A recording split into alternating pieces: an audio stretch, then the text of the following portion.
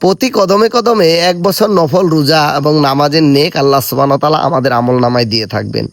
আজকে পবিত্র জুম্মাবার, এই জুম্মাবারে সুন্নতের আমলগুলো যদি আমরা করতে পারি, অবশ্যই আল্লাহ সুবহানাহু ওয়া তাআলা প্রতি কদমে কদমে আমাদের 1 বছর নফল রোজা এবং নামাজের নেক দিয়ে দিবেন।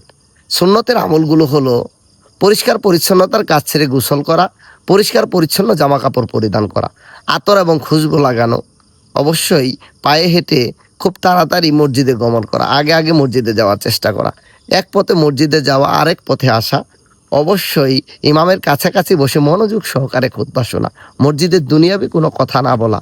প্রিয় ভাই ও বন্ধুগণ, এই পবিত্র জুম্মাবারে আমরা সবাই বেশি থেকে বেশি দুরূদের আমল করব, সূরা কাহাফের তেলাওয়াত করব এবং আল্লাহ সুবহানাহু ওয়া তাআলার কাছে ক্ষমা চেয়ে নেব।